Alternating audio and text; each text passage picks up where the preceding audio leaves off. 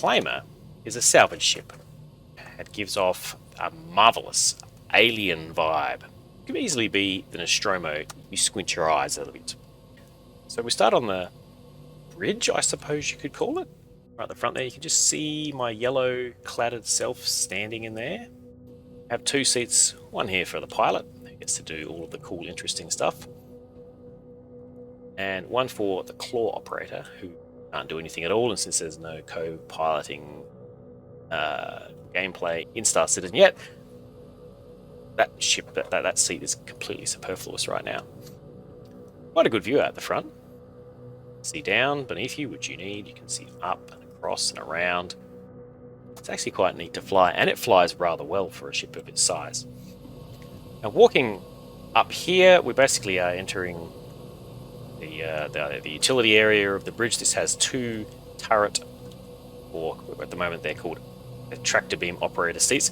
They'll probably operate either tractor beams or, more likely in the upcoming salvage patching, some sort of salvaging laser, I imagine, or you could put any different types of things you'll put in there. I'm not sure that they'll remain strictly tractor beamy. Moving on, go through the very industrial door and out into the turret area. This is where the turret consoles are. There are quite a number of turrets on this ship. Once upon a time, each one of these stations, sorry, that's a scanning one. Each one of these stations would remotely control, and I assume they broke this recently when they did a bunch of turret updates, but they used to be able to control 3 turrets at a time, or 2 turrets at a time. They're very large turrets as well. And so this ship can actually deal out quite a bit of damage. It's fairly heavily armored and it's got decent shields, so it's actually quite cool to use as a tanky sort of corvette at the moment. The turrets are opposite each other and adjacent are scanning stations, which currently don't do anything. I assume they'll be for scanning wrecks, or I don't know. We don't really know what any of the scanning stations will do yet. Moving over here, we can see the processing area. Stuff goes in there to get crushed up and cycled. I don't know if the claw picks it up and then puts it in there, or how it works, or like it's tractor beamed in there, but I mean, obviously that doesn't do anything right now. Some cool screens, hopefully we'll be monitoring that in the future. And engineering station, which I also assume will be, handling engineering tasks and maybe managing how the salvage is working. But for now, again, it's just one that doesn't do anything. Yes, I thought it was going to open and close. It just sort of popped open there. Onto the lift. This lift goes up to the upper deck. That is a really good example of why the ship is currently worth 400 AUEC and not 800 AUEC. Getting around a bit of a pain. This doesn't go back up again. It only goes down. So if we had gone up to the upper deck and then ridden it down, fine. But it never goes back up again. And this button doesn't work anymore. Over here is the exit. This one here. There it is. Very small. Again, hopefully something they'll address soon. The upcoming patches they are talking about, or they have talked about making minor changes to this. Some of which have been, I think, fixing that lift. And there were some other tweaks. Now, there is another way to get in, but put it on the list of things that don't work. Thankfully, there's a ladder, so we can still get upstairs. This takes us up to the upper deck. Very visceral ship. There's steam and smoke, and sparks and flashing lights and lots of atmospheric things. Here we go, some steam.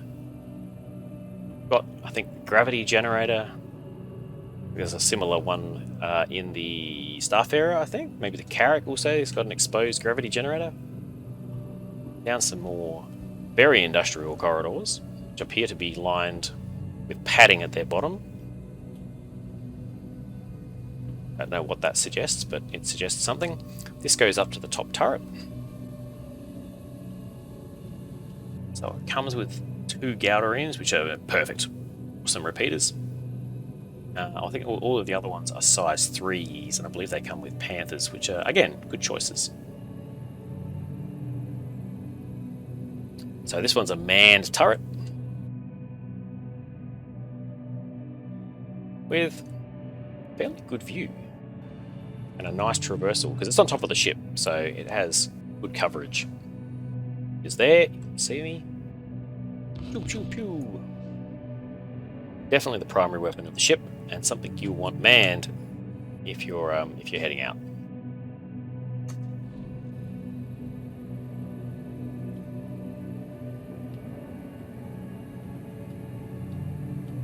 I think it would be nice for the people upstairs if they had their own space toilet. I mean, who wants to come down here when you're on duty? Go and find the space toilet. This is where that lift is. The lift to nowhere, or the lift that does nothing. Apparently that button is broken. The handy arrow though, for the terminally stupid. This is the drone operation room. Very cool. Again, completely useless. I'm not going to get in these seats because although I've had no problems with them, I have heard plenty of people say that those can trap you and you'll never get out again. Someone even told me that they'll kill you. Go into the drone room. I mean, nothing happening in here. It's just a room right now. Some very cool aesthetics. No idea what this is. Maybe it holds a drone. No, zero details, really. Very sort of low poly pipe there. Moving right along. We're past the drone room. Both sides of the drone room are the same. Just a corridor. This side leads to a door which goes into, well, nothing really. In my imagination, this could be, I mean, currently it's a server room, but it doesn't have to be a server room. As we'll see later, there's a perfectly serviceable engineering section in another part of the ship. Not even serviceable. Awesome.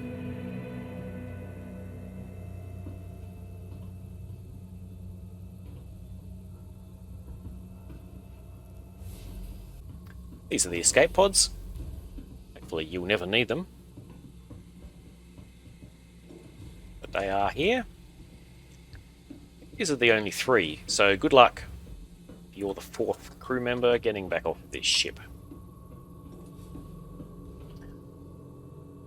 Up a short flight of stairs now, and into the habitation area. Pretty basic, but it's got everything here. Very well labelled. Can't go wrong. Don't have any on me, but you can put your bottles of water here if this is what you want to do. Sit down and don't have any. And enjoy a nice drink while looking out of the extremely narrow window.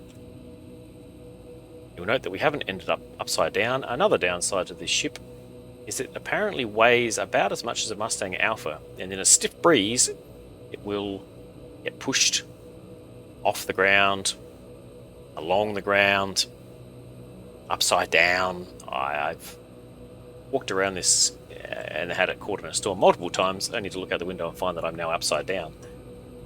The bed loggings work really well in this ship, I've found, except for the fact that if you do it on a planet, you are great danger of logging back in to find yourself upside down. This is the docking collar. One of these days when the docking collar works, it'll be great. Another huge downside to this ship is you can only spawn it planet side, and it's huge and a pain in the ass to get out of the atmosphere, or at Grimhex in Hangar 13. Moving right along. On the left here we have the captain's quarters. Quite cool, though quite gloomy, like all of the ship. Really bringing on that 80s sci-fi vibe. Lots of place to sit, lots of interesting flashing lights. Monitors, consoles that do nothing. Don't know what this is for, probably storing things, but who knows. Seat, we can sit in it, but it won't turn. This is it. Desk with a console, very neat. Some seats. I don't know why you'd want to sit on them. And of course, somewhere to put all your crap. Perfectly functional bed. So I would have preferred that, you know, if you're going to be out in space for weeks on end, salvaging, I would probably have preferred a larger bed, like the 600i's double bed. Cupboard to put your spacesuit. Look at this guy. Whoever owns this place, look at that. Those suits, look at those pants. They're the sort of pants you would only wear in deep space where no one can see you. In this, have a, well, quite industrial shower and one. Let's see if I can demonstrate this very well. One that I barely fit under. Was just sort of shooting onto the top of my head.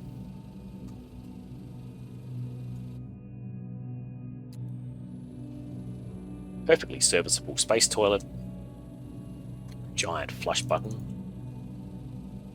Again, I am a space vampire. And that covers the captain's quarters. Yeah, fine. They're cool even. It's good to have your own room to chill out in. Now this is the crew quarters. This place could definitely do with some more lights. Again, storage. A lot over there. These seats make more sense in here. Because quite frankly, you're going to want to sit down and chill out and put your feet up. But I don't know if you need 3 of them in the captain's quarters. More lockers. Everybody's got a locker. And then some beds that are, let's be honest, at least as good as the captain's bed. It's just that you don't have your own room. So 4 of them. 4 crew members. Bathroom facilities. Apart from the fact that someone keeps getting water all over the floor, bathroom in this isn't too bad considering the type of ship it is. Comes with a lot of toilet paper and shaving creams and whatnot. None of which do anything, of course. Quite frankly, filthy, but understandably filthy given the sort of work we do here. Showering area, very cool. Again with the showers that basically touch your head. And then 2 perfectly good space toilets. This one has lots of paper, this one has none.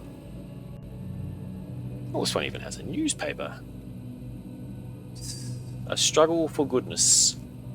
Just the thing you want to be reading in the toilet.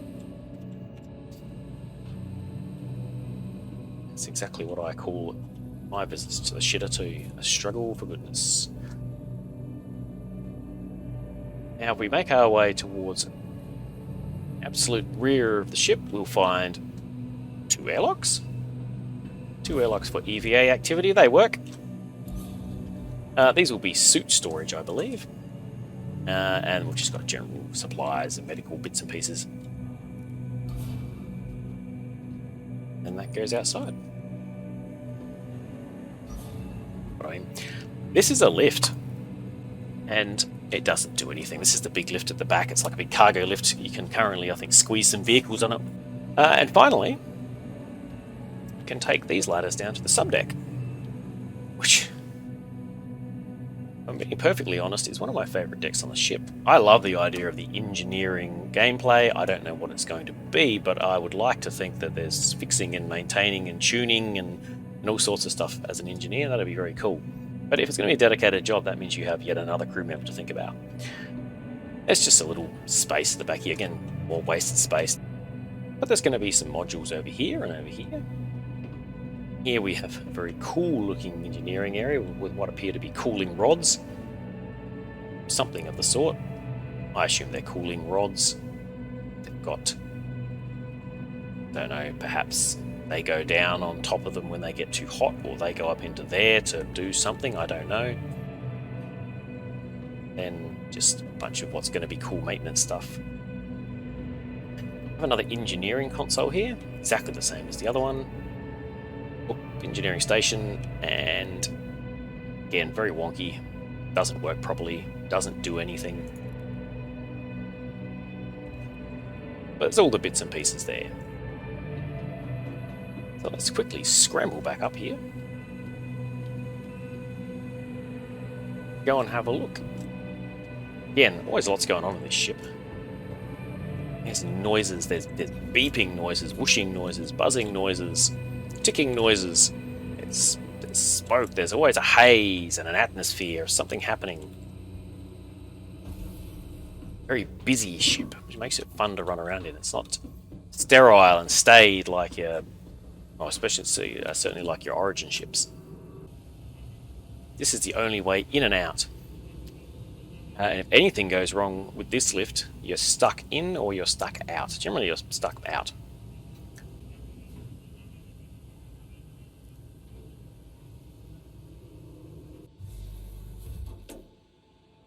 Caution indeed.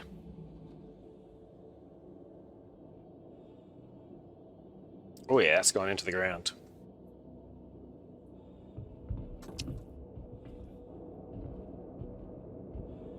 Very bouncy for a big ship. Let's have a look at the exterior. It's big. Put any other big ship next to this and it's only then that you realise how big this ship really is.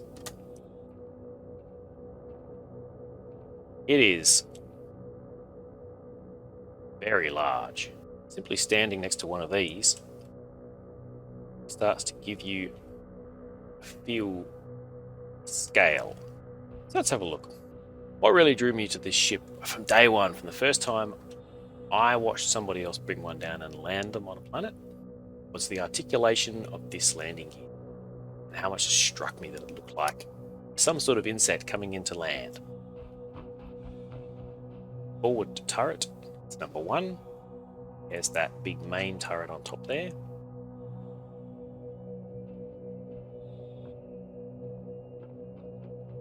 Again,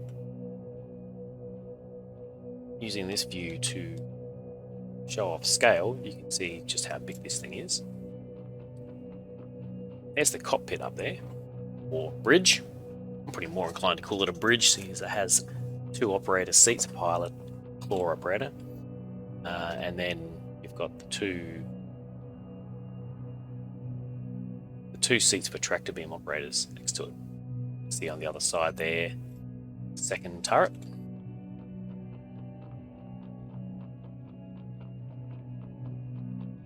Come around and down.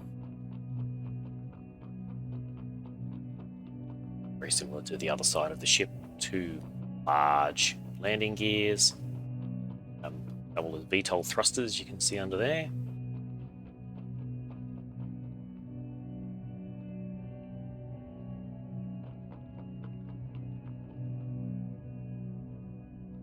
It's one of the airlocks up there.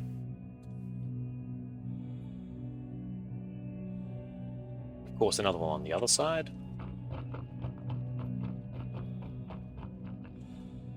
This ship is a frank exchange of views. Name I've chosen in honor of one of my favourite authors of some of my favourite books. Science fiction books, of course. We have the turret. And of course, its mirror image over here. Let's move down here and have a bit of a look-see, shall we? Underneath, main event is this cargo lift, which you can see it's big enough to fit vehicles into. I believe it's got railings on at the moment, but it's big enough to fit vehicles into. It doesn't come down. It's stuck. Has some very big lights, but unfortunately, I mean, they're not terrible, but like, I think almost every large ship in this game, lights are very underwhelming for the size of the ship. Those are, I'm not sure what. Possibly look like turrets, don't they? They might be the tractor beam turrets. It's all a bit of guesswork though. There you go, that's the exterior.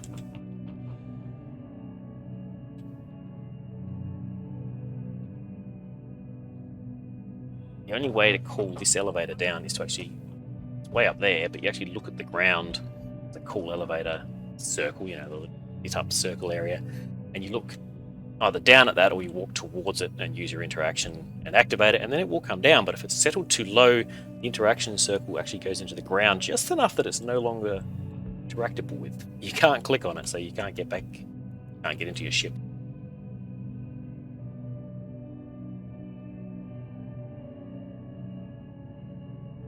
Boop. So let's talk about the Reclaimer. The Aegis Reclaimer is an industrial salvage ship. Equipped with a reinforced cargo bay, a long-range jump drive, and launch pods for unmanned drones, the Reclaimer is the ideal ship for taking advantage of deep space wrecks. None of these things will actually do anything yet. Tractor beams, floodlights, scanner options, and docking ports round out the tools on this capable utilitarian spacecraft. Again, the tractor beams don't do anything, neither do the scanners or the docking ports. The listed cargo capacity is only for the dedicated cargo room. It's just for the cargo, doesn't account for salvage material capacity. So I've got a detailed ladder apparently. They have talked a couple of times, and there's a few descriptions that there is also a manned cutter somewhere that's supposed to be on this ship. Not quite sure where right at the moment, where it will fit. A manned cutter. It's a little tiny vehicle that's used for going around and looking at stuff. If you want to buy it in game, it's just a shade over 15 million AUEC or $400. And if you want to buy it, you can find it at New Deal down on Hurston. My take at the moment is that this ship is probably priced right to sell, given that it doesn't do a lot. You can use it on a makeshift Corvette, as I've said a couple of times. That's about it. It's fun to fly and have. It's very atmospheric.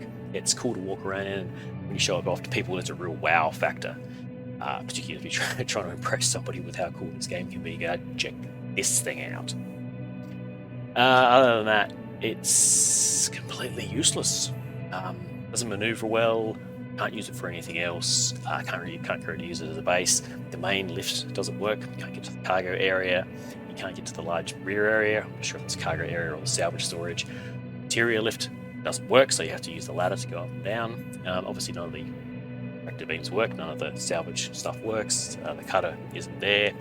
The drones don't do anything. That giant claw doesn't do anything. And I suspect that the price of the ship will shoot up, and I wouldn't bat an eyelid if it doubled. I wouldn't bat an eyelid if in 12 months' time we're talking about an $800 Reclaimer. But anyway, those are my takes. Let me know what yours are in the comments below, and if you like this video, then hey, like this video, click the like button. If you're not subscribed yet, well, subscribe. Till next time, have a fabulous day, and whatever sort of day you're having, and whatever country you might be in, and be nice to all the people you meet today. You never know what circumstances they're in. You may just brighten their day enough to turn it all around. Otherwise, catch you next time. Gabor out.